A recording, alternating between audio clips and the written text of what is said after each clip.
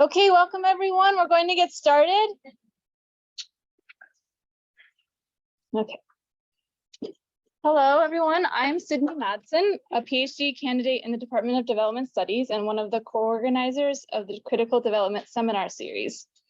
On behalf of Cornell Global Development, I want to welcome you to this talk organized by the Critical Development Studies Seminar Series of the Graduate Field of Development Studies. The CDS Seminar Series aims to bring faculty members to campus who can enrich the academic experience of students and faculty of development studies, and I can think of few scholars who could better fulfill this purpose than today's speaker. We are delighted and honored to welcome back to Cornell, Professor Bobby Smith, who has traveled all the way from University of Illinois at Urbana-Champaign to be with us. Before introducing Professor Smith, I would like to thank Tamar Law, the co-organizer of the CDS Seminar Series, Jenny Goldstein, Jenna Lavamendola, and Kelly Merton for all of the work that they have done to make this event possible. Thank you. And now it is my pleasure to introduce our speaker this afternoon. Dr. Bobby J. Smith II is a sociologist and assistant professor in the Department of African American Studies at the University of Illinois at Urbana-Champaign. His research uses socio-historical and community-based approaches to analyze historical and contemporary struggles for food justice and food sovereignty in Black communities in the United States.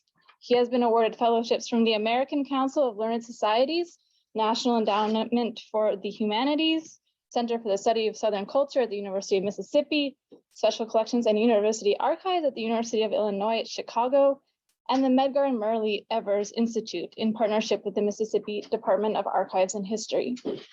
Dr. Smith was born and raised in Texas and attended Prairie View A&M University of Texas for his undergraduate studies.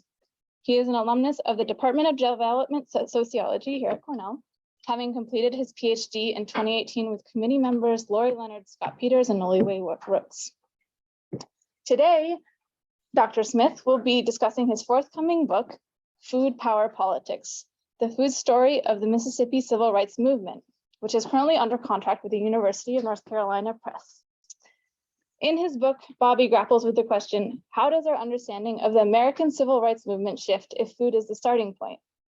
Located at the intersection of multiple disciplines, including critical food studies, Black studies, history, sociology, agri-food studies, and Southern studies, Food Power Politics recovers a food focus that is often diluted or muted in the historical retellings of civil rights movement and the larger Black freedom struggle. This food focus uncovers a neglected stage of the movement that amplifies the overlooked and unacknowledged collaborative food efforts between Black working class sharecroppers who joined arms with local and national activists to get food on their tables in the Mississippi Delta region of the state of Mississippi. Such efforts reveal how food was a weapon, tool, tactic, and everyday preoccupation and power struggles over food during the food justice and food sovereignty movements. And it can help us theorize the past to inform contemporary social movements. They also show us how food shapes the relationship between inadequate access to food, structural inequalities, and social movements in Black life and beyond. This relationship creates a conversation between the study of the civil rights movement and research on the contemporary food justice movement, providing a space to rethink our ideas surrounding food while rewriting our understandings of one of the most celebrated social movements in American history, the civil rights movement. Please join me in welcoming Professor Bobby Smith.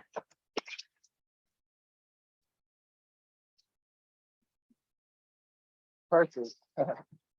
Thank you all for being here. I'm excited to be back on campus. First, thank you to the organizing committee, Tamara, Jenny, and Sydney. Thank you for the gracious invitation to come back on campus to give a talk.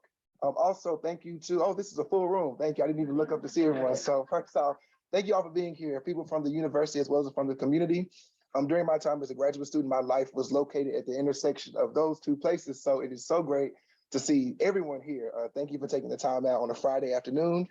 I do recognize that I am the one standing in between you and the Thanksgiving break and fall break, so I will not be before you very long at all. I'll get right into the talk. So the title of my talk today is Rethinking Food, Rewriting Civil Rights, Food Power, and Black Life in the Mississippi Delta. Let me make sure. Okay, hold on. That's right. Perfect. Now we can move on. So the first part of our talk, sorry, we're on Zoom, so it is what it is. So my talk outline will go as follows. So I'll begin with a brief origin story of how I came to the book project, Food, Power, Politics, the food story of the Mississippi Civil Rights Movement. And then I'll give a more overview of the book and talk about how I'm thinking about civil rights and food. And then I'll lay the context for understanding of my book. My book is the geographic location where my book takes place is the Yazoo, Mississippi Delta region of the state of Mississippi. And then I'll talk a little bit about chapter 1 of my book, which is titled Food Denied, Food for Freedom, the 1962 through 1963 Greenwood Food Blockade. And I'll discuss that through 3 acts. I'll talk about the beginning of the blockade, the response to the blockade, and then I will talk about how the blockade ends. And then I will end with some concluding remarks, and then we'll move into questions. And I'll facilitate the Q&A. So after my talk, I'll say thank you, and we'll move right into the Q&A. And we have people both online and also here in person. So I'll try to navigate both of these 2 spaces with the help of Jenna. Thank you. So we're moving to the origin of the book. So as I was preparing for this talk, thinking more about how I wanted to begin the talk, I didn't know if I wanted to begin with a vignette, talking about the book, or if I just want to talk more about how I came to the story. And I thought about this book and this project because it was born right here in the Department of Global Development. Then it was Development Sociology. And I wanted to talk a little bit about how I came to this project. While the formal research process for this book began after my A exams in the spring of 2017, I unknowingly started this project in the spring of 2016 while taking a graduate seminar here in the department taught by Scott Peters. It was Scott Peters' class, Community Organizing and Development, where we began to learn about some organizing traditions. If anybody knows Scott, Scott's class is really built around narratives and stories. So Scott wanted us to talk more, Scott wanted us to understand some of the organizing traditions that community activists draw upon to address issues of inequality and also promote resistance. So during the class, Scott wanted us to begin to think about how our own research connected to what we were reading in the class, in the seminar. At the time, I was a food justice activist. I was an inaugural member of the Tompkins County Food Policy Council, and I also organized with a group of people here in the community, creating the Ithaca chapter of the Black Lives Matter movement here. So I was very involved in movement politics around here in Ithaca and the Tompkins County area. And also, I found myself interested in thinking about how do we bring food justice into that conversation? How do we create a space where activists and scholars can begin to engage in conversation? Anyone who knows Scott really believes in scholar activism. So Scott wanted us, every time we read a piece of literature in his class, he wanted us to use our discussion as a point to connect what we're learning in class, the organizing traditions, to our own work around whatever we were doing at the time. For me, it was food justice. So it was during this class that Scott Peters introduced me to a book entitled I've Got the Light of Freedom, The Organized Tradition and the Mississippi Freedom Struggle by Charles Payne. If anybody is familiar with this book, this is one of a groundbreaking, award-winning book and a seminal text when thinking about the Mississippi Civil Rights Movement. Charles Payne makes the case that in order for us to understand the American Civil Rights Movement, it must be understood from the bottom up. Many narratives tend to talk about the Civil Rights Movement through big figures such as Dr. Martin Luther King Jr., Rosa Parks, but Charles Payne makes the case that we need to also examine the movement from the bottom up. So when we think about the bottom up, how did communities take this large national movement and translate it into their everyday local politics? So Scott assigned this book to me because he wanted me to think about how can the civil rights movement, or how can the organized tradition of the civil rights movement speak to what I was seeing in the food justice movement, both here in Ithaca, but also around the nation and even the world. So as I'm reading Charles Payne's book, because Scott wants you to read it, and we have to give a discussion, and he wants us to present about it. So all that happened, so I read the book in about a week, because Scott, when I had a week. So this book, by the way, is 400 pages. So I was reading chapter 1, and so my thought as I was reading the book was, how does the civil rights movement speak to the food justice movement today? Is there something about the movement? I thought I knew the movement. I understood a number of important events in the movement, but I never thought about food. So I'm reading the book and I'm looking for food. So chapter 1, no food. Chapter 2, no food. Chapter 3, no food. Chapter 4, I'm like, Scott, I'm already at page 100. There's literally no food here. I don't know how this is going to connect to food justice. So I'm keep reading. So then I get to chapter 5, and around page 158, Charles Payne provides a 10-page narrative in a 400-page book about this food cutoff. So there's this moment where, and I'll talk more about it when I get to the chapter, but there's this moment where food becomes more than just a background variable in a conversation about civil rights. Food takes the forefront. So I'm captivated by this event because it's happening in Greenwood, Mississippi. And I'm thinking more about work. I'm thinking more about the movement. I'm like, this is a direct connection to, I'll put this on mute, hold on. Yeah, so this is a direct connection to the food justice movement. I'm seeing where food comes into place, and I'll talk more about it. So this is the first time I learned about this idea of the Greenwood food blockade. It's a moment where the white power structure manipulates a local food program as a way to starve Black communities into compliance. I'll talk more about what I mean by starving to compliance later on when I get into the chapter, but this is the first time I learned about this idea of the Greenwood food blockade, this moment where I had never heard of food being important, and I was really, it kind of blew my mind because I thought I knew what the movement was about, but food became important. But again, this was a 10-page narrative, and then Charles Payne ends the story but doesn't comment on it. It's as if Charles Payne is mentioning it in passing to get back to a larger story about voting rights and education, some of the common things we know about when we think about the American Civil Rights Movement.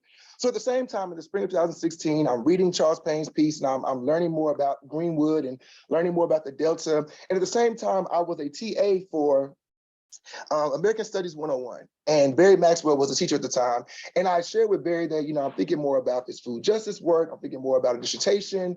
And I'm also thinking about doing it on Mississippi. I recently found out about this Greenwood food issue, and I really want to talk more about it in my dissertation. I think there's something there. Again, I was in the food justice movement, so I was thinking more about this in a contemporary context, but Charles Payne's book pushed me to think about it in historical context. Why Developmental Justice is so important by Clyde Woods is that Clyde Woods provides a sweeping analysis of the plantation economy in the Mississippi Delta region. He argues that the plantation economy creates a system of power relations that promote white superiority and perpetuate Black inferiority. And he traces this from slavery through at that time, was through the late 1990s. But also what Clyde Woods pushes us to think about is how power becomes important in this conversation. So while Charles Payne gave me an event and a story to think about, Clyde Woods provided the necessary context to understand how can a white power structure have the power to actually wield over an entire group of people to withhold food from them and create this blockade. So I'm reading these two books together. Development Arrested changed my life. If anybody hasn't read it, I recommend anyone who's serious about thinking about plantation power and race and anything like that, you should definitely read Clyde Woods' work. What's also important about Clyde Woods' work for a second, because Clyde Woods passed away about 10 years ago. What's important about Clyde Woods' work is that he makes the case that in response to the white supremacy and the power structures in Mississippi, Black people created the blues. So if anybody knows about the blues and music, the blues is not only a musical genre, the blues is also a social movement. The blues is a way of life. Blues is every day. So I bring that up because, again, it provides me this larger context. If anybody knows about Mississippi, they know the blues, and in particular, the Delta. Like, if you go to the Delta, there are small places and jukeboxes. Folks who are here from the Delta know the blues is that region. As a matter of fact, the highway that runs from Memphis to Vicksburg is called Blues Highway. So Clyde Woods provides a context for understanding this larger story about Greenwood. But then as I'm thinking about Greenwood, and I'm thinking about power, and I'm wondering why I don't know this story. I'm trying to figure out why, after all these years, that at least I thought I knew. Again, I'm in the Black Lives Matter movement. I'm talking about civil rights. I feel like I knew, not everything, but I knew enough about Black history to know that food wasn't necessarily a big part like this. So I was in conversation with my committee. Lori Leonard came in here. I'm trying to see where Lori is. Yes. So I was talking to my committee and talking to Scott and the Leeway Rooks, and then I was meeting with Lori, and I was like, Lori, there's this event. I had never heard of it before. There's this event happening in Charles Payne's book, the Greenwood Food Blockade. I want to learn more about it, and I'm trying to figure out why I don't know it. And Lori says, well, you should be reading Michael Robert Trio's book, Silence in the Past. I had been exposed to the book prior in the spring of 2015, I believe, when I took Lori's qualitative methods course, but I hadn't read the book since then. And Lori was like, you need to go revisit Trio, because Trio talks about how certain events are erased from the historical record for a number of reasons. So I began to read all these three books together, and it began to create this larger story about trying to recover a food story of the movement. So as I started thinking more about Greenwood, and I started reading more civil rights books. I read John Dittmer's Local People. I read Claiborne Carson's In Struggle. I read all these important books about the Mississippi movement, Emily Crosby's work. I kept reading all the books, and every single book mentioned this Greenwood food blockade. Every book mentioned this. But when they mentioned it, it was only, again, a very short narrative, mentioned almost in passing, to get us back to a larger story about voting rights and education. And for me, I was like, the Greenwood food blockade teaches me something about the use of food as a weapon against Black communities.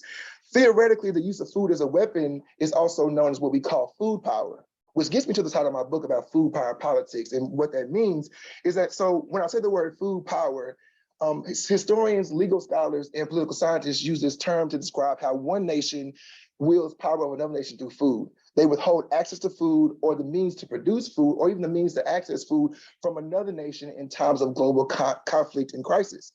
So when you use that as a way or a theoretical framework to understand Greenwood, we begin to have a larger conversation about how food was used as a weapon against Black communities. While this theoretical framework is important, it fails to capture how communities then respond. It's not that communities aren't acted upon and they are passive. They're actually actively working against these power structures and these systems that have decided to manipulate access to food. So I've seen this happening, and I theorize as this response, in particular in the context of Black life, this response is emancipatory food power. So Black communities are rethinking the idea of food power, but not using food as a weapon to exert over people, but in fact using food as a way to, one, navigate conflict and crisis, but also the impact of it, and also to promote a consistent way of accessing food.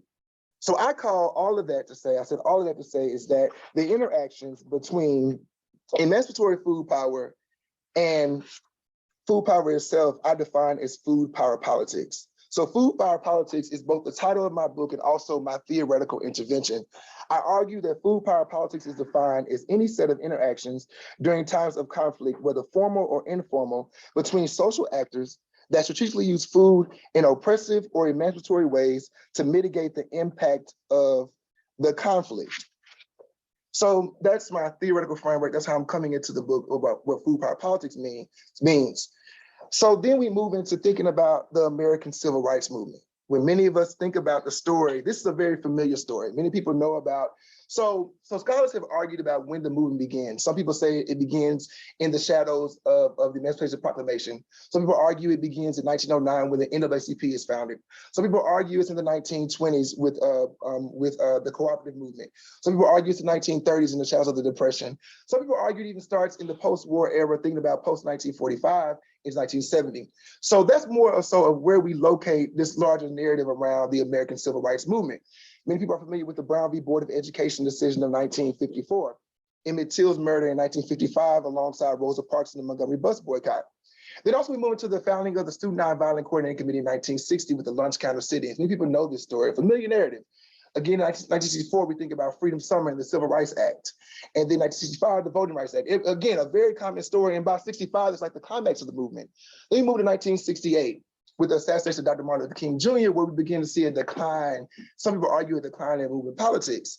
And then also some of us argue that this new era civil rights movement is what we call the Black Lives Matter movement, starting as a hashtag in 2012, becoming a movement, well, starting as a hashtag in 2013 in response to the murder of Trayvon Martin in 2012 and the exoneration of George Zimmerman. So all that to say is that this is a very, very familiar story. And for me, as I'm reading about the Greenwood food blockade, I'm learning more about food and I'm thinking more about this story. I go to the archives. So I was awarded a fellowship that was mentioned earlier, the Medgar and Merle Evers. Medgar Evers, one of the most important civil rights figures in Mississippi. I was able to secure a fellowship to do research at the Mississippi Department of Archives and History. So I went to the Archives of History looking for a food story. I knew this story, and I knew the Greenwood food blockade, but I was wondering, is there more there? Because again, as I'm reading these books about the civil rights movement, all these events are important. And the only event that comes up really is the Greenwood food blockade. But again, in passing, so I'm trying to learn more. So I'm writing down names of important people. So I'm in the archives doing a newspaper analysis. I'm combing through over 60 collections. I'm thinking more and more about where's food, where's food?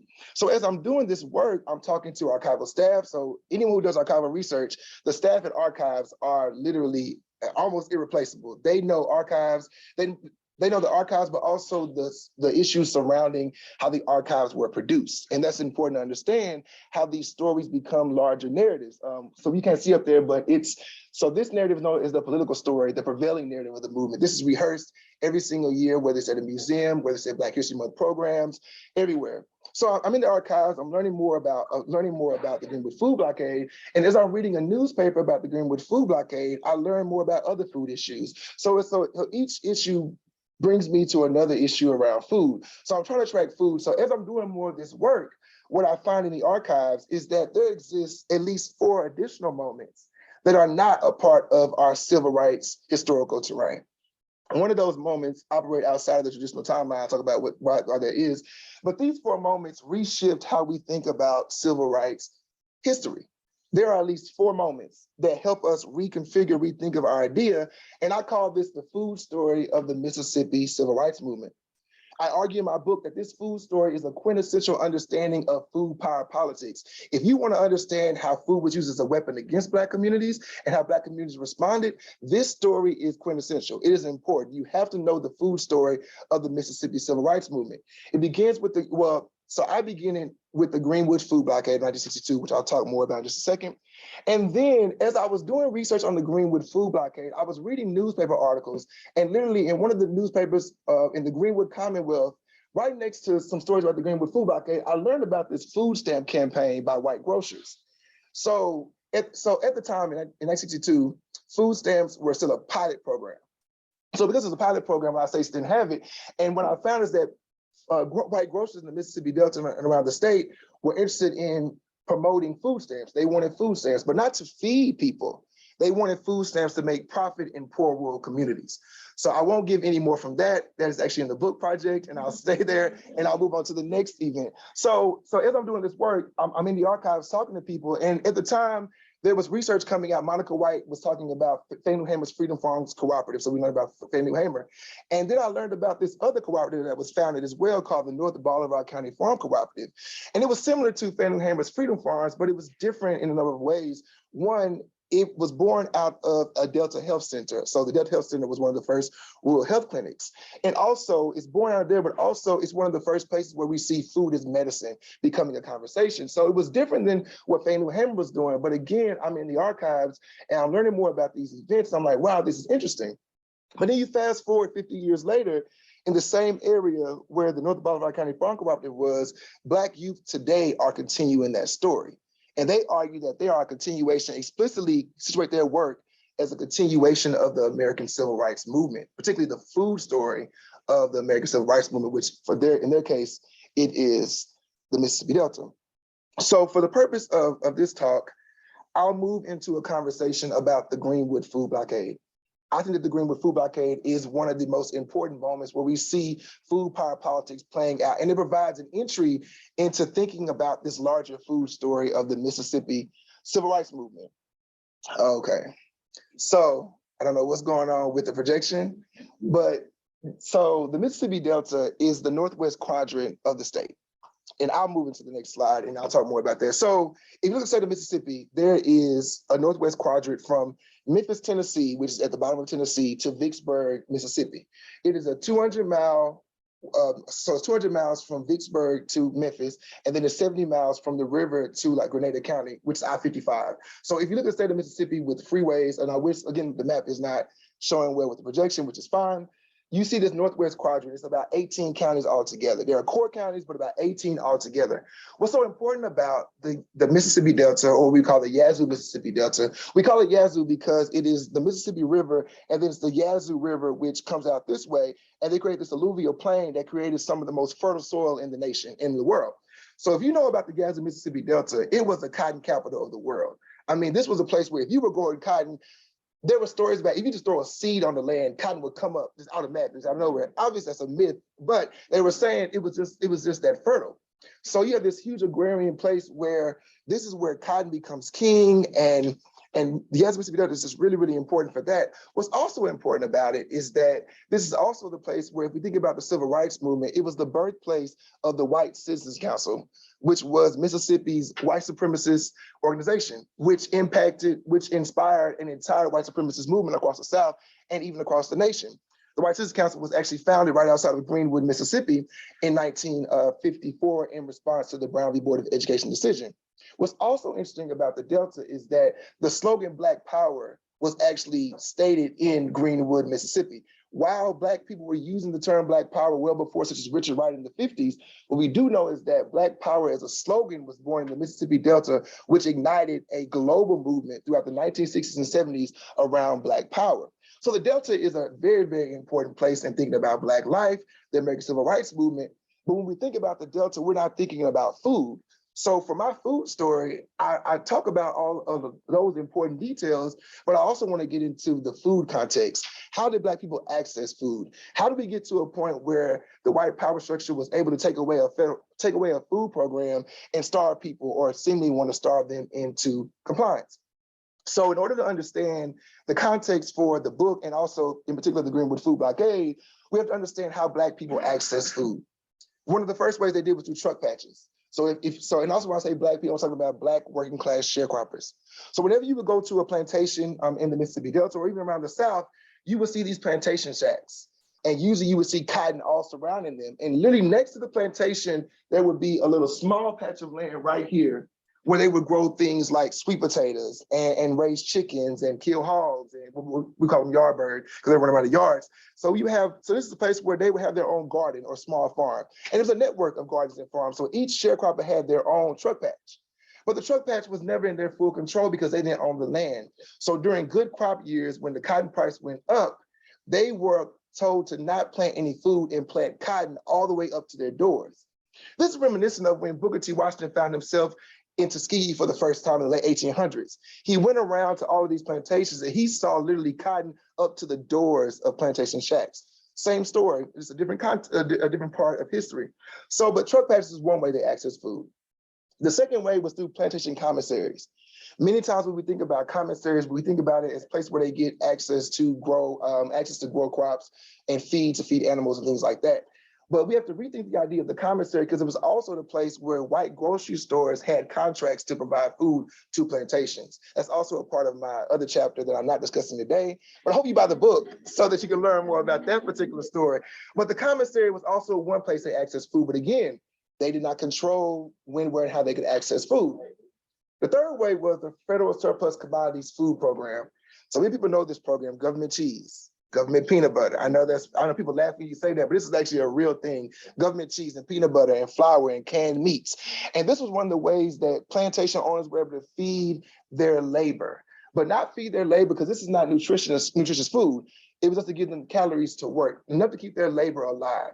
And many times they used the Federal Surplus Commodities Food Program whenever there wasn't any cotton in the ground. So off seasons is when they really, really use this program. This program becomes important because at the time, so this is again, pre-food stamps, this was the only way many poor rural Black people, particularly in the South and sharecroppers, accessed food.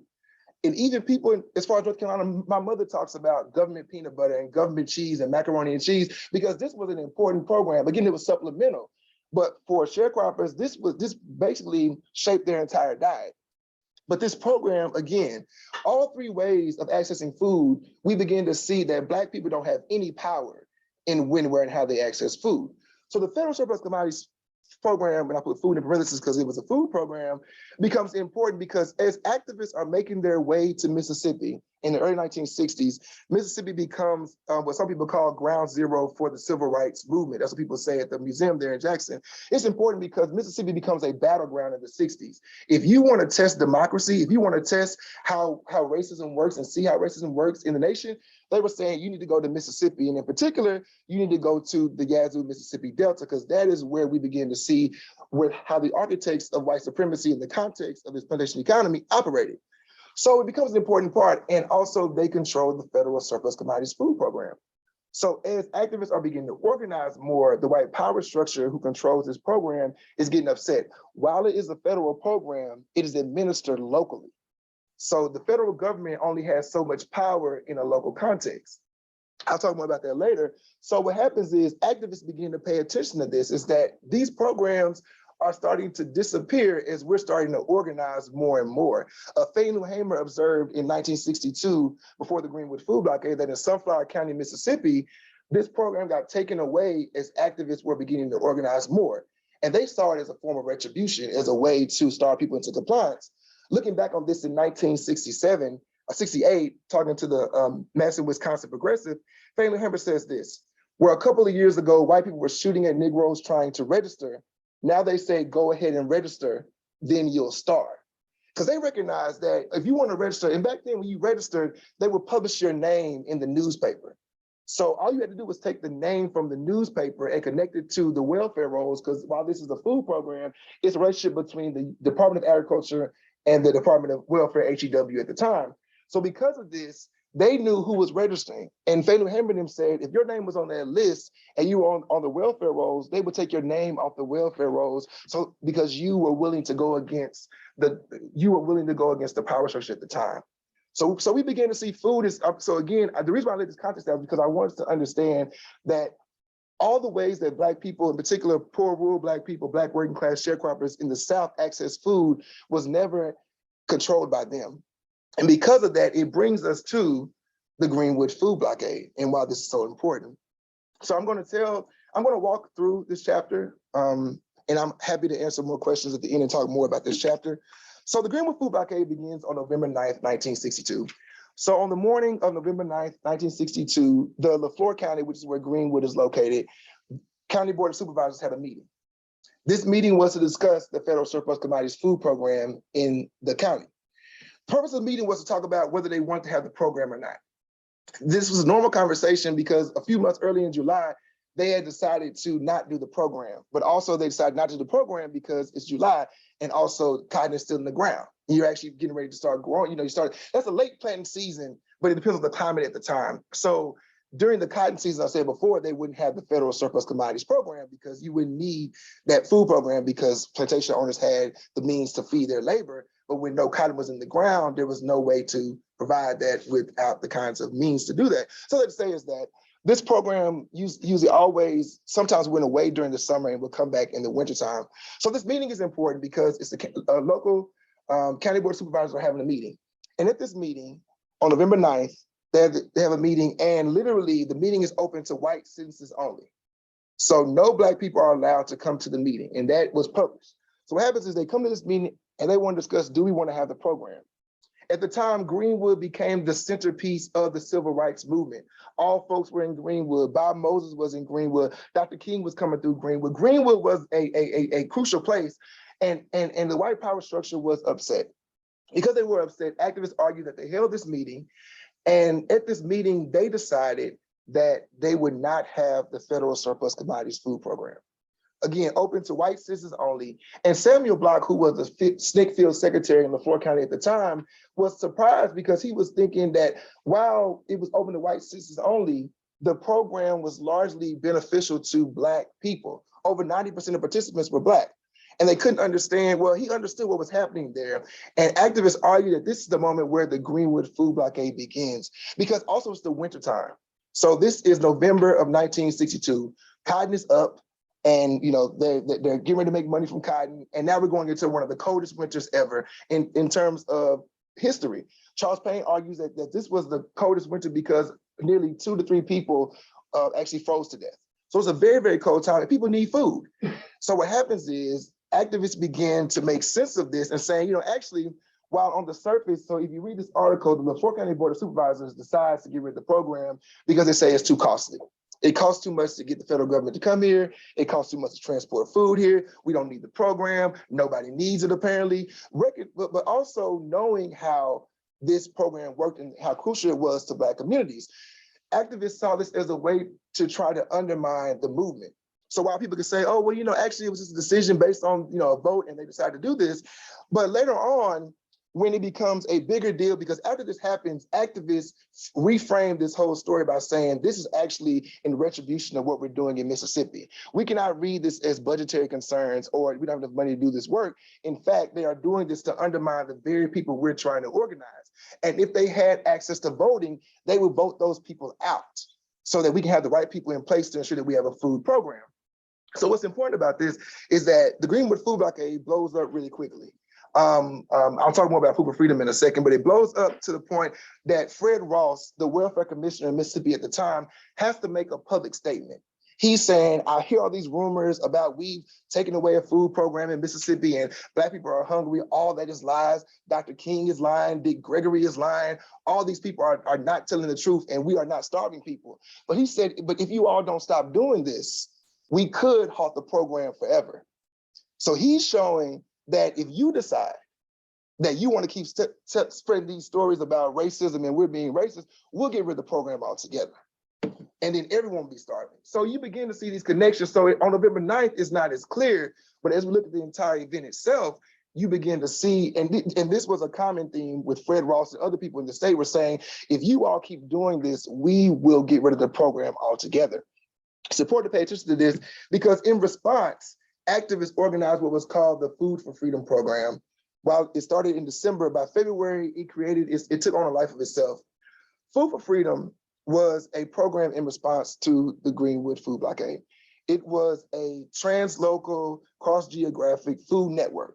As far as New York City, as far as Los Angeles, people were flooding the Delta with food. They were saying we still got to keep people fed because also so activists made the case that we're organizing in Mississippi, but we can't do anything because people are hungry. People are coming to our meetings and they don't care about voting. They need food to eat. So this is basically disrupting our civil rights activism, our movement, our efforts, which is what they argue that the white power structure wanted to happen. So very briefly, they suspended their voter registration efforts and ignited this large Food for Freedom program that made its way all the way to Jet Magazine. And the first paragraph of the Jet Magazine article by Larry Steele reads, after months of protesting and pleading, thousands of Negroes are being saved from starvation in the Mississippi Delta by the voluntary distribution of tons of food and supplies donated from all over the nation. This was a massive program. Students from as far as Ann Arbor, Michigan were driving down to bring food. People from Atlanta are coming in and bringing food. And it becomes even big because even in Chicago, the Chicago Friends of SNCC created the Gift for Freedom in Mississippi campaign. Dick Gregory, Black comedian Dick Gregory was one of the forerunners of that event. But then also we see comedian Dick Gregory carries food to Mississippi's needy.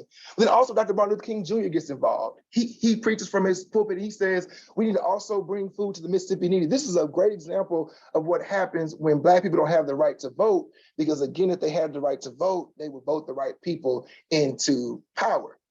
And again, that was their way of thinking. So again, this Food for Freedom program is very, very important because it brings food to the forefront of the movement.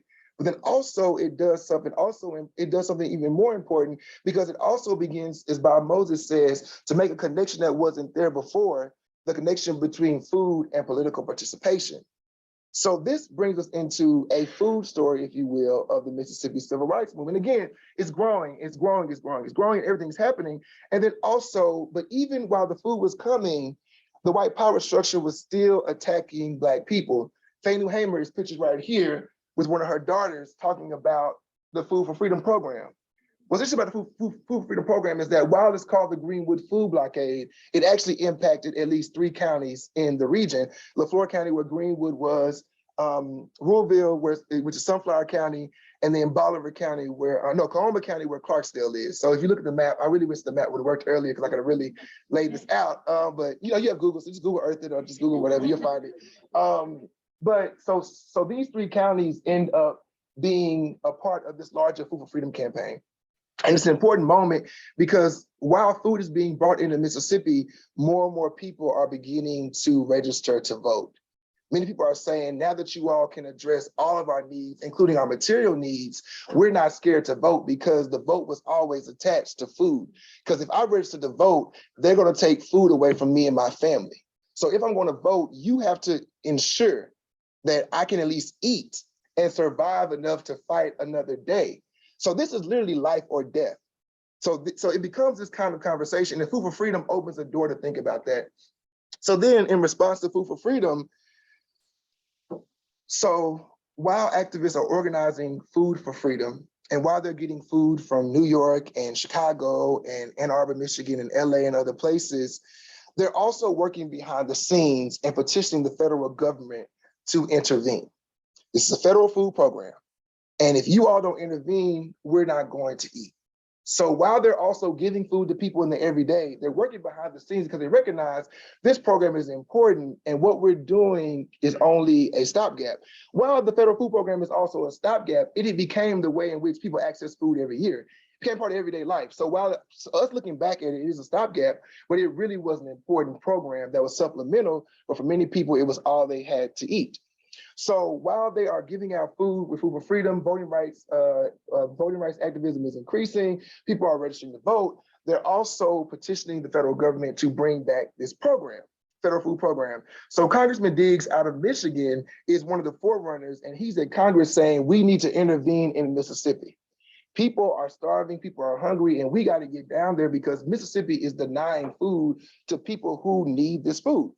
So what happens is because the SNCC and other people, activists are actually petitioning the federal government, the federal government works with the United States Department of Agriculture to bring agents to Mississippi. They come to Mississippi, they interview the LaForte County Board of Supervisors, all this is happening, and they're trying to figure out, you all say that you're not starving them, but Dr. King is in our ear, Congressman Diggs is in our ear, Dick Gregory is all over the place. In fact, Dick Gregory is one of the reasons why we're down here is because he's telling the nation that you all are withholding food from at least about 21,000 people was the number that they said. So they come down and they interview the LaForte County Board of Supervisors, and after about a three-day series of meetings over 3 days, they decide to bring the program back. The LaForte County Board of Supervisors like, you know what? Okay, we'll bring the program back. If you all want it, let's just bring it back so we can get the federal government out of our way. Because we don't want, so one thing about, this is a side point, one thing about thinking about this story in the South is that federal intervention was never something that people wanted. Only time they wanted federal intervention is if they could use the federal government to promote their own aims. This is a moment where they say the federal government oversteps its boundaries and comes into our neighborhood and our community. So what happens is they end up bringing the program back, and then this article is published the same day in the Greenwood Commonwealth. Right here it says, pressure supervisors vote for commodities. This was a time to resist. Thatcher Walt, one of the most important reporters in Greenwood at the time, makes the case that this was not the time for the white power structure as characterized by the LaForte County Board of Supervisors to resist. This was a moment where we could show the nation that the federal government would not overstep itself, and we should have resisted this. This is going to come back to get us. We need to make sure that this never happens again, but in order for us to move forward, it made sense for you to vote for commodities again, but they were pressured to do it. And this is what brings us to the end of the Greenwood food blockade as an event. So this event becomes important for a number of reasons. And what I think is important about this particular event and thinking about food power politics is that it's clear that we begin to see how food was used as a weapon against Black communities. Now, to be sure, many arguments could be made that this was a decision by the white power structure and activists took this and it made a life of itself. But what this event does expose is that it exposed what happens when people don't have full control over when, where, and how they access food. It also exposes how those who are being acted upon or those who are being oppressed can organize both within their region and beyond their region to meet their own needs, which again informs us or makes us think more about what we call the food justice and food sovereignty movements today. Recognize those two things are not the same thing. One is about using food and agriculture as a way to address inequality, and one is about reframing the entire power structure in and of itself so that people can decide when, where, and how they get food. But this event, when placed within the historical context of the civil rights movement, but then also the civil rights movement placed in the food justice movement's history, begins to create this larger story about understanding a longer history of food justice, particularly in Black communities. And I would argue that the Greenwood food blockade is one of these moments where it shows activists that material needs matter. That if we're also going to address issues of voting rights education, we also have to think about materiality. The Greenwood food blockade also influenced the Student Nonviolent Coordinating Committee to have a conference that August, right before the March on Washington, or around the time of the March on Washington in August 1963, they had a conference on food and jobs. So food began to gain some traction, but after 1960, after the Food and Jobs Conference, food never becomes a central part of the Student Nonviolent Coordinating Committee's agenda. And what happens is, while by 1964 with Freedom Summer, and we get back into our story about the civil rights movement, food becomes, again, a background variable. But for at least 6 months, in the middle of one of the most important civil rights movements, food becomes important. And if we take that one moment and bring it out and begin to trace events after it and take food and go beyond it, we begin to see a larger story about, a larger history about food justice, but also a larger history about Black life. So I'll conclude with what I'm attempting to do in the book, and what I really want to show is that there exists a food history in Black life that has been often, as said before, muted or diluted altogether. And because we don't know this story, one, we know a little bit about the American Civil Rights Movement because it also makes us question what was the movement. And while I'm not the first scholar to make these questions, scholars have argued that, oh, we should rethink the Civil Rights Movement from the top down. So we should think about, so it wasn't just about Dr. King or anybody else, there were local people. But then when Charles Payne writes about local people from the bottom up, food is still not there. So whether you tell the story from the top down or the bottom up or any angle, food is not there. But when you bring food into the conversation, it opens up a whole new world of us thinking about what does it mean to organize food and social movements? It forces us to rethink the idea of food, but then also we have to rewrite our ideas of the civil rights movement in and of itself. To be clear, this is a small moment in a history of at least 1,000 stories across the nation. So I'm not making the case that this story is just the one story. There are a number of food stories. I'm hoping that my book can be a model for other scholars to begin to think about what is the food story of the Alabama civil rights movement? What is the food story of the civil rights movement in New York City? Because I'm convinced that food has always been important to Black people and to Black life.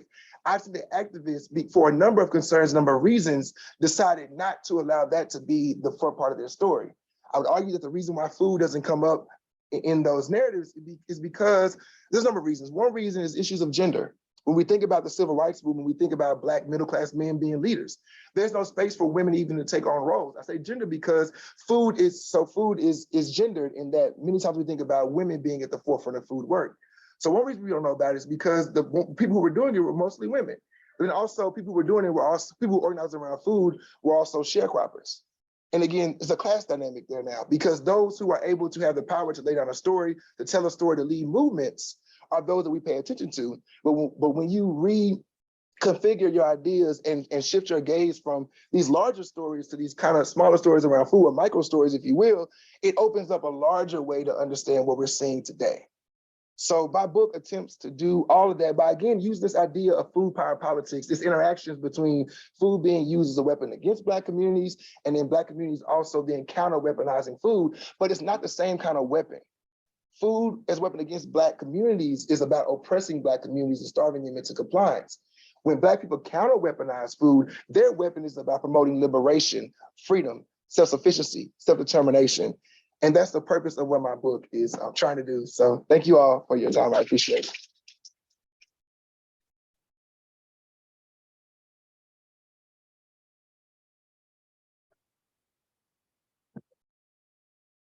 Okay, questions? Yes. Yes, I'm sorry. Thank you. I'm really, a comment and then a question that I think is tied together. I'm really curious why food became a background variable again in '64 when it was taken up in Oakland by the Black Panther Party as being central to some of the organizing that was happening there. And so, but my question, I'm going to tie a question about scholar activism. That you used that term at the beginning. Right. And thinking about the work that's now happening in Jackson, Mississippi, Operation Jackson, for example, County of Kuno. So I think about, could you talk about that term scholar activism? And are you seeing community folks also as being scholars and activists? And how do you draw that distinction? Who is a scholar activist? And if you could talk a little bit about Operation Jackson as well, maybe in the context of that. Right. So I won't comment on Operation Jackson. At the moment, there's movement things going on, so I won't comment on Operation Jackson. But I will talk about this idea of scholar activism. Scholar activism, to me, so I'll tell it. I don't want to be Scott Peters and tell the story. So I'm gonna do this in a way that that opens up an example. So when I think about scholar activism, I'm currently doing work with the National Black Food and Justice Alliance. So while we were organizing with them, they were thinking more about what is the role of a scholar, someone who has a PhD or is trained in a number of methods and things, has a skill set, basically a PhD level skill set or some training in graduate school, on how do they contribute to a movement for food justice in Black life. In response to that, they create this idea of Black academics, which is the research arm of the National Black Food and Justice Alliance. So for me, that's why I see as scholar activism, scholars using what they're training as a way to contribute to a larger conversation about activism in Black communities. Now, whether someone can be a scholar is another conversation because it depends on how we judge what a scholar is and what a scholar is not. I do think that people are thinkers. And I do think if scholars are being trained to not only regurgitate something, but also think beyond where they are and think about life in ways that promote a praxis, I think that could be seen as scholar activism. But for me, in my own way, I see the work that I'm doing with the National Black Food and Justice Alliance as scholar activism, because my entry point literally is, how does my scholarship contribute to the aims of that alliance? And their aim is to promote freedom and liberation through food and Black life. So all of my writing, all of my research, I come to this work, and by being in the Department of Black Studies, African American Studies, I can do that work quite easily in terms of inherently in our discipline of Black Studies, we're all about social responsibility and academic excellence. So everything about our work is about contributing to the liberation of Black people. So all my work that I do, I see the scholar activism, and that's one example. But the idea of whether someone's a scholar or not requires a deeper conversation. Thank you. David. Hi, a really fascinating story. So thank you for alerting us to your book and showing part of the story. So my question is, you kind of started and ended your presentation talking about the top-down, bottom-up dynamic, through which the lenses through which history, this kind of history is, and it's not told. And so when I think about it, I wonder, firstly, if you could just comment a little more for those of us who aren't that familiar with that way of how you're using those terms about that in the context in which I might get it. I'm really interested in that is you ended talking about women and sharecroppers.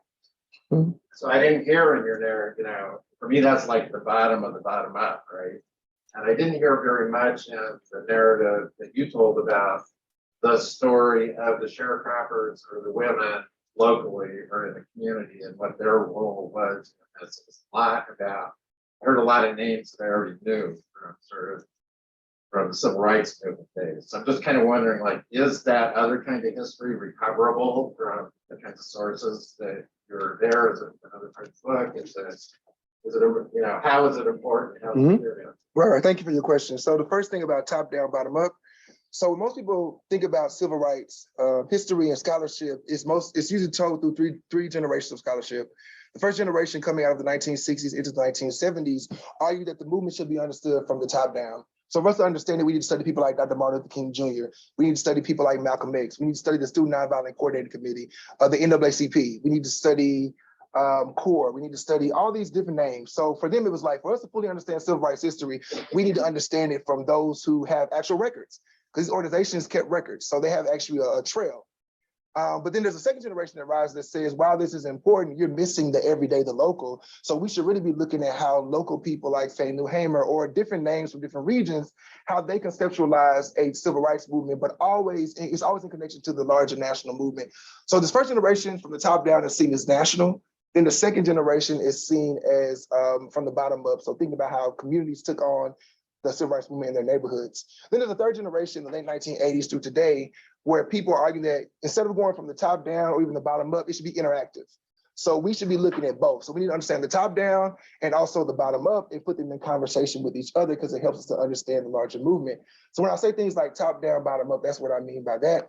In terms of this story about women and sharecroppers, so in this particular story around the Greenwood food blockade, I could have mentioned more about those who were doing the everyday work. So those who were organized. So I talked about food for freedom because I wanted to show how massive it was, to make the case that food was a bigger issue, and we must recognize that. But those who were on the ground, which I'm glad you asked this question, were everyday people. Folks like Vera Peggy, you probably never even heard of Vera Peggy's name, but Vera Peggy lived in Coleman County. She lived in Clarksville, Mississippi.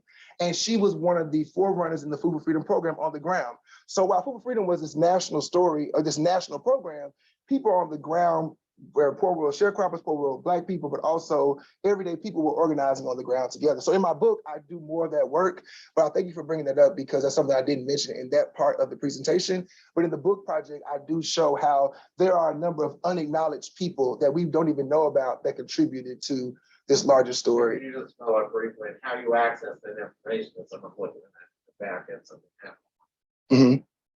Methodologically, how do you know? Oh yeah. So methodologically, so how I did this, how I came to the story in particular about Vera Peggy, was reading histories of the civil rights movement. And again, I'm reading the histories, but I'm not reading them just to be reading them for whatever reasons. I'm looking for food. As I was saying before when I talked about Charles Payne's book, I'm reading and I'm looking for food. So methodologically, my thing is like, where does food come up? Does it come up in conversation around poverty? Does it come up as, like, do they say the word food? So for me, I'm reading all of these histories and I'm learning more about food. And when I read Francois Hamlin out of Brown University's, her book, Crossroads at Clarksdale, she talked about Vera Peggy. And she brings up this LaFleur County Greenwood food blockade and how Vera Peggy turned her beauty shop into a space to, as a storage space for this food. So I do more of that work in the book, but methodologically for me, it's literally looking for food in these different stories. But then also once I look for food and I start beginning to put together a cast, because again, I'm telling a story, then I start tracing the lives of each person that comes up. And that's how I did that work methodologically. Thank you. Yes. Thank you for your presentation. I appreciate it. I just wanted to pose a question about food deserts. Food deserts, okay. Because I'm from New York City, and the neighborhood that I'm from, I have 2 supermarkets. I can either walk 10 minutes to Seatown or walk 40 minutes to Whole Foods. Mhm. You can see that disparity there. So I just want to know, so like in what ways can you see like the implications or consequences of what we call like food power? Mhm. And like, how do you see that in the formations of food deserts? So lower income and minority communities? So the question, I'm going to repeat the questions for those who are on Zoom also, just in case they didn't hear it. The question was about food deserts and how does a history of a food story of the civil rights movement speak to food deserts in general, this issue of food deserts. So when I think about this idea of food deserts, I think about, so one, for me, the language is more, I think what we're really getting at when we're thinking about issues of access to food deserts is this idea of food apartheid. And people use this language now around food apartheid is that let's not see food deserts as just something that just happens, but when in fact there are policies and its structures that created this entire environment by which we navigate, or in your neighborhood you navigate in.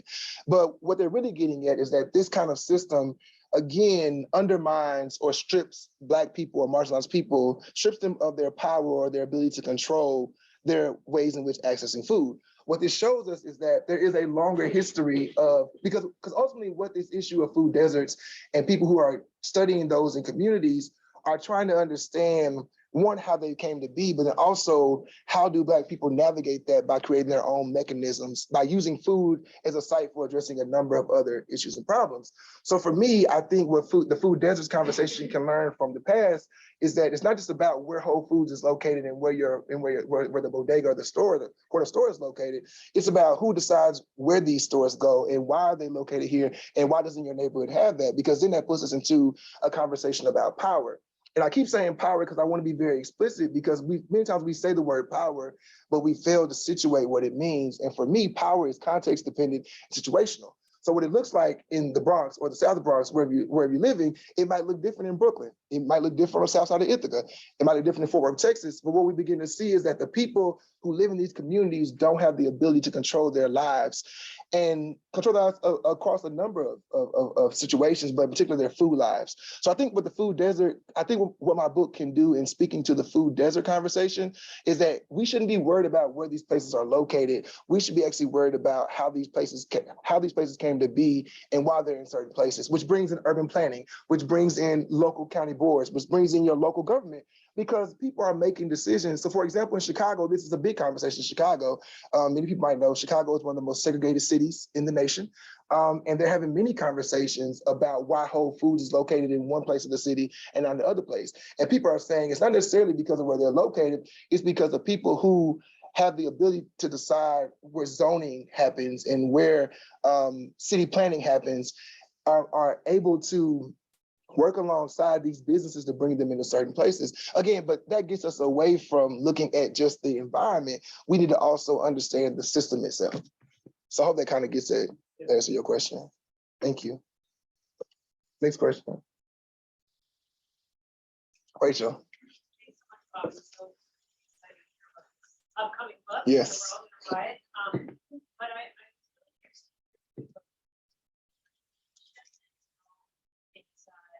shift the conversation around and all these places. It seems like it's more than it's not only about a different idea of power, Yeah. but also trust and relationships. So Mhm. the involved in civil rights activism in about actually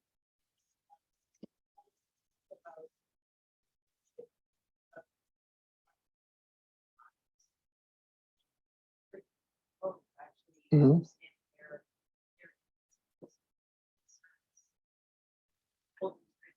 Mhm. it seems like but Mhm. deeper freedom of power. Yeah.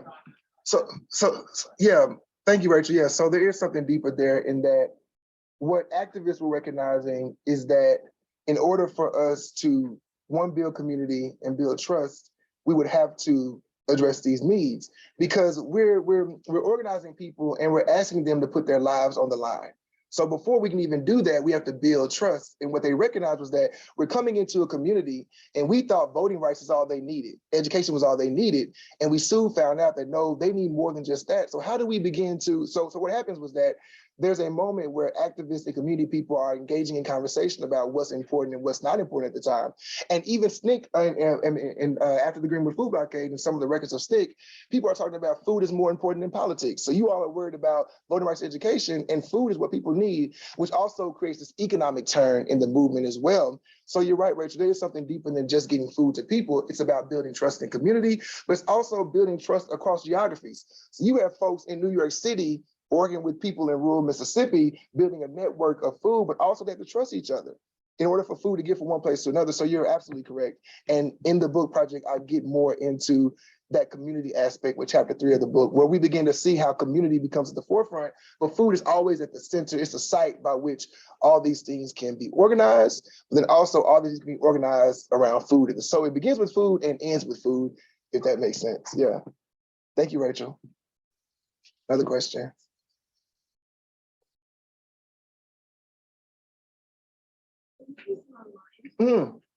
Yes. Oh, there is. Thank you, Jenny. This is Q&A.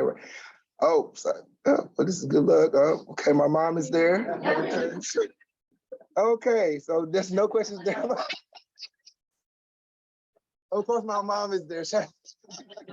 Thank you, Mom. We hear you. Thank you so much. Another question. I saw someone was saying. Yes.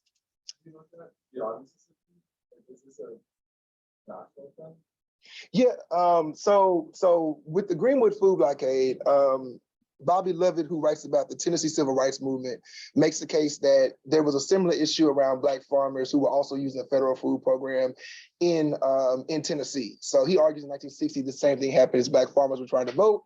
They took away this program, and then they had to organize a food drive, but it didn't make a big dent in the larger movement because Tennessee is never seen as like this big site. Mississippi becomes important because of the history of the state, and they're able to use Mississippi as a way to promote a larger national movement. We also see a similar issue in Chicago in 1964. Black folks on the South Side are also dependent on this federal food program, and as they're beginning to organize around issues of inequality around housing and access to food, a similar issue happens too, where they're like, look, we need this program. They took away the program, and then they're also, so there's a national trend happening across the nation at the time, but Mississippi becomes important because it is a site where the civil rights movement takes up the most space and becomes a larger story, an example. But no, there are other issues around this federal food program being taken away from communities. Thank you. Yeah, go ahead.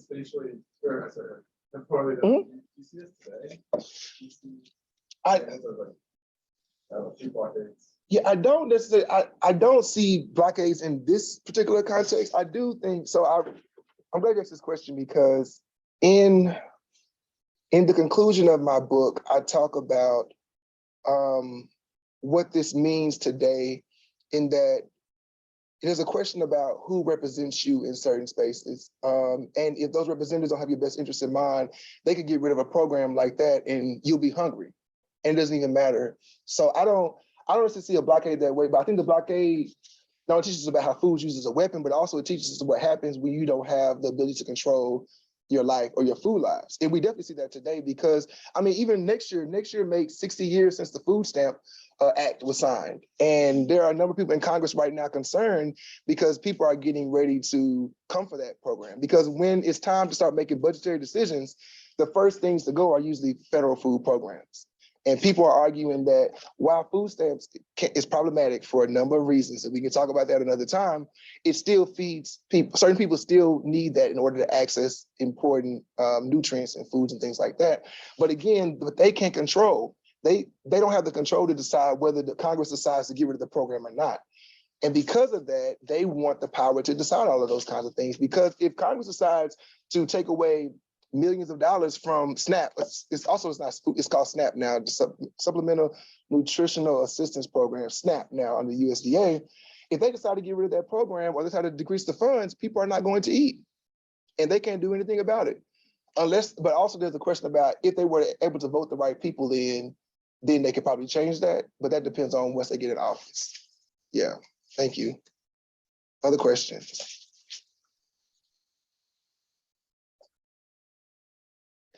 Oh, yes, David. I got another. Okay. So this is again, like moving forward, so what I'm interested in is sort of like what your sense is of the local legacy of this historical event. Yeah. And there's other scholars in Mississippi are great system institutions. Have they looked at any aspect of this? And were they part of your sources? Or just like totally buried sort of in the region?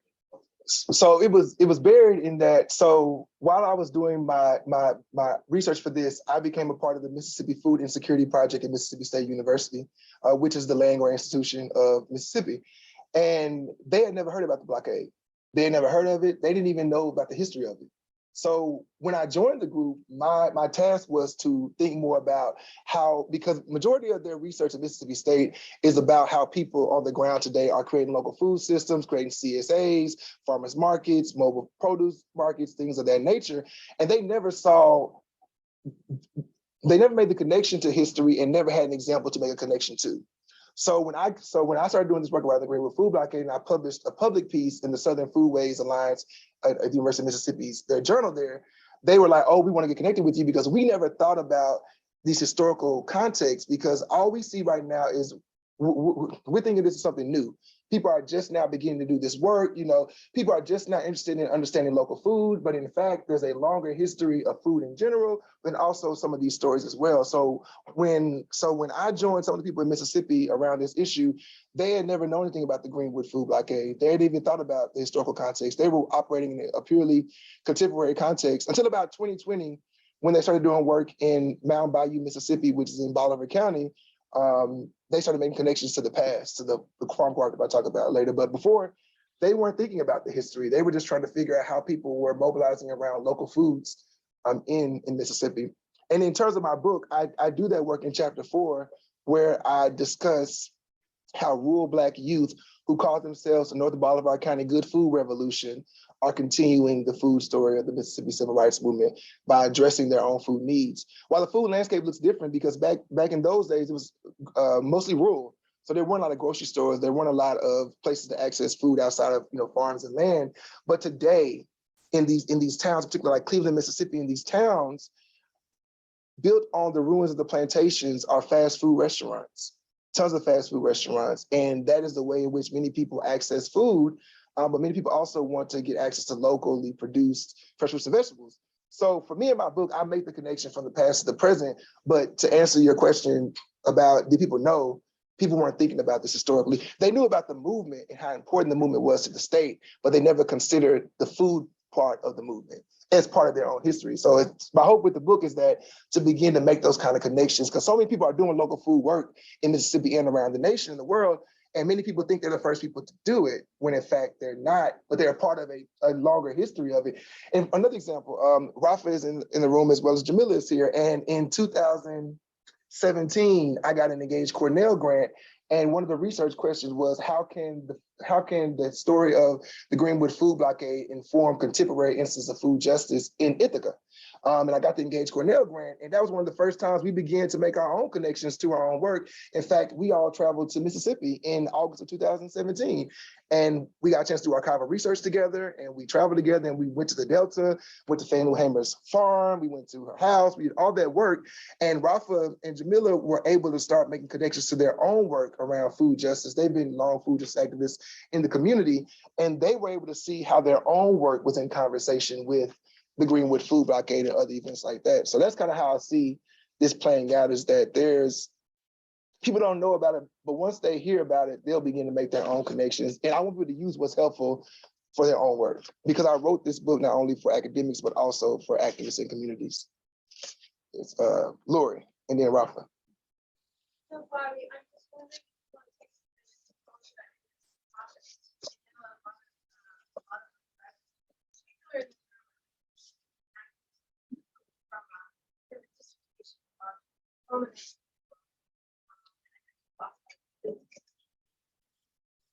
Writing.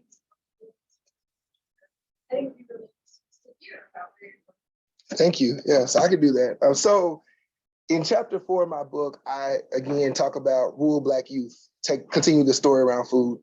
And for the past 2 years or so, or 3 years, I've been thinking about the next generation of Black farmers, the next generation of Black people who will engage in agriculture at a number of levels. To be clear, to be sure, many people have been doing Black youth work around agriculture for at least the last decade. There's a lot of literature growing. But for me, I noticed in activist spaces when we're organizing, youth are not put at the center.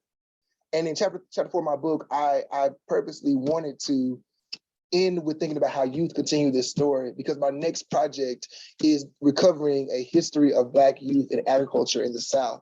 And I want to show how historically there's always been these mechanisms that have been able to promote agriculture and farming as a way to develop communities and also sustain life that were geared towards Black youth. So of course, a part of this is 4-H, the history of 4-H also in Black communities. So my next project is geared towards thinking about youth, because I'm really interested in this question of who will be the next generation of farmers. Many Black farmers are over 60.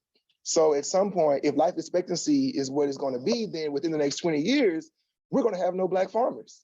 Now, of course, we've already declined for a number of reasons since 1920. You know, we see the statistics all the time about Black farmers declining and Black land declining. But for me, I want to get ahead of that and think about what does it mean to train the next generation of Black youth who will do this kind of work around agriculture. So my next project is recovering a history of that in the South, in particular Texas. So I'm from Texas, so I wanted to do a book about Texas. So I take this idea of Black youth in agriculture and trace that history through Texas. Okay. Well, I gotta say, congratulations. Thank you. Masterful and humble look at what I think is this is the American food game. So this adds to a piece of the history that I think hasn't been told, but very American, and would argue, maybe would argue global. And I want to say, you know, as a practitioner in the food space, as a grower, and based on my experience with current trends on participation of Black farmers in food programs and communities on the receiving end of these food security spaces, the apartheid continues. And not only that, I feel like this, and learning from Mississippi and seeing these kind of things, this was a prototype. And it was tuned and used again, the same narrative. And you know, I see the same story in the but that aside, what I'm encouraged by with something that is, I think, very pertinent now is supply chain. Right? This brought attention to supply chain and ownership. So you speak very briefly on, what are some of the lessons that might be learned around control over supply chains and logistics from one food space to another across communities. Yeah. Right. So from Black communities up north and white communities in the north to the south, which was the epicenter of this concept. Yeah. Thank you, Robert. So questions of a supply chain, like how, okay, I see. Yeah. So I'm gonna go to this way. So when thinking about Greenwood in particular, logistics becomes important because they had tons and tons of food being brought to them, and they had to organize it and distribute it through at least 3 different counties. So it was questions of transportation, questions of supply, questions of how it was going to get there. And what it shows us is that they were able to pretty much, while it was called a Food for Freedom program, it was basically a local food network. And local food in terms of local food, but also not local food how we're thinking about it today, but also it's a food system, and it should be read that way because people were trying to figure out when food was coming, so they were planning. around food. They were also thinking about how do we get food to the hands of people? And then once it gets there, how do we ensure that we can keep this going? And Vera Pagee, who I mentioned before, who was a beautician in Clarksdale, Mississippi, she's one of the leaders of it. And she works with a number of other people across other places, across Greenwood, and also she works with Fannie Hammer in Louisville as well. So you have this network of people on the ground who are basically dispatching food, and their system is seen as, so that's how they get their supply. And they continue to think about how do we get this food and keep it coming, but they also recognize that we're gonna need something different in order to keep a consistent, reliable supply. Because they were also at the mercy of food getting there. And many times food was being delivered and wasn't getting to the hands of the right people. And those are some of the details of the story itself. But what it shows us is that people have the ability to create these kinds of systems and these supply chains. All they need are the resources and the connections and the trust. It goes back to Rachel's question about trust. They have to build trust with people in New York through a number of conversations. And this is pre-Zoom. So these people are not hopping on a Zoom call to talk about how you're gonna get food from New York to Georgia or emailing. These people are making phone calls and writing letters and depending on the US mail system to get their word out. But they were able to move so quickly that it created, again, they flooded the area with food, and they were able to, at least for 6 months, address or mitigate the impact of the Greenwood food blockade. So go ahead. Say they knew it, right? So there's evidence that shows that this was something that they organized for. Yep. While already having stockpile. Yep. Yep. And so what happens is when the Voting Rights Act is passed and the Civil Rights Act is passed, one in 64 Civil Rights Act and Voting Rights Act is 65, that's when the Black cooperative movement begins to reemerge, because then they're like, wait, this Greenwood food blockade happens, and it exposed that if we don't control where and how we access food, we're going to be in trouble. So the Black cooperatives come on the scene to create a consistent, reliable way to access food, but also to control the means of production, but also to think about production, distribution, consumption, all of that, but through the lens of Black people having the ability to decide and control, which is remnant of what we call Black power. Stokely Carmichael, Charles B. Hamilton would argue that Black power is the ability for Black people to control their entire lives, which also includes food. I say also because many times when we say control lives, we don't think about food, but I want us to always think about food in the context of everything else going on in Black life. Thank you, Rafa. Yeah. One more question, final question.